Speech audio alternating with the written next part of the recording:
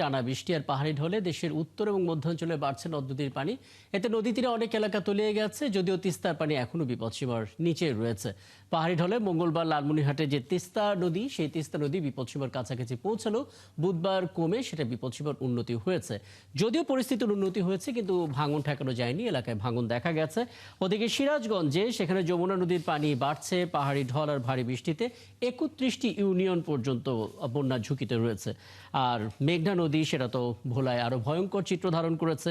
বিস্তীর্ণ এলাকা নদীতে বিলীন হয়ে গেছে এবং ঝুঁকির মুখে পানি উন্নয়ন বোর্ডের যে বেড়িবাঁধ, সেটা।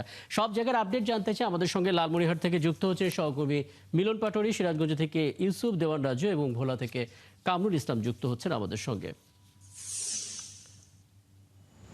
মিলন, শুরুতে একটু বলবেন, আমরা জানছিলাম লালমনিরহাটে তিস্তার পানি বিপদসীমার কাছাকাছি পৌঁছালেও মঙ্গলবার পৌঁছালো, আজকে কিছুটা উন্নতি হয়েছে, বিপদসীমার থেকে যথেষ্ট দূরবর্তী স্থানে অবস্থান করছে, কিন্তু এলাকায় ভাঙন ঠেকানো যায়নি।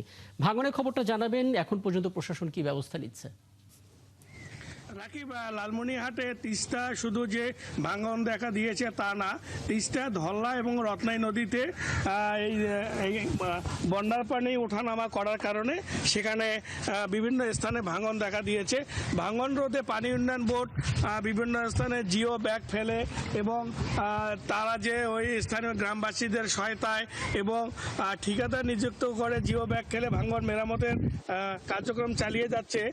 কিন্তু যেভাবে ভাঙনের তীব্র দেখা দিয়েছে,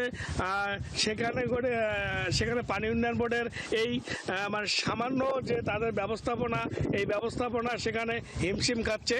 তবে মোগলহাটের ধল্লা নদীর যে এসপার বাঁধ নির্মাণের জন্য ইতিমধ্যে পানি উন্নয়ন বোর্ড সমস্ত প্রস্তুতি শেষ করেছে। শুধু একনেকে অনুমোদন হয়ে গেলে সেই ধল্লার কাজ শুরু হবে। তবে তিস্তার পানি উন্নয়ন বোর্ড আমাদের জানিয়েছে যে তিস্তার 22টি পয়েন্টে ইতিমধ্যে ভাঙন দেখা দিয়েছে এবং ধল্লা নদীর প্রায় 10টি পয়েন্টে ভাঙন দেখা দিয়েছে। তবে পানি উন্নয়ন বোর্ড আমাদের যেটা জানিয়েছে যে তিস্তার ড্রেজিং ব্যবস্থা না করার কারণে যে সামান্য পানি আসলে লোকালয়ে প্রবেশ করে, কারণ তিস্তায় প্রায় 11 কিলোমিটার যে তাদের বন্যা নিয়ন্ত্রণ বাঁধ নেই। বাঁধ না থাকার কারণে যে সামান্য বৃষ্টির পানি বা সামান্য পানি হলে লোকালয়ে প্রবেশ করে। তবে রাকিব, যেহেতু উজান থেকে যে গতকালকে রাত্রের পর থেকে যে উজান থেকে পানি আসা কম হয়েছে এবং এছাড়াও যে বৃষ্টিপাত কম হওয়ার কারণে তিস্তা নদীর পানি বিপদসীমার নিচে রয়েছে, বন্যা অনেকটা উন্নতির দিকে গেছে। রাকিব, এই ছিল লালমনিরহাটের তিস্তা পাড়ের সর্বশেষ খবর।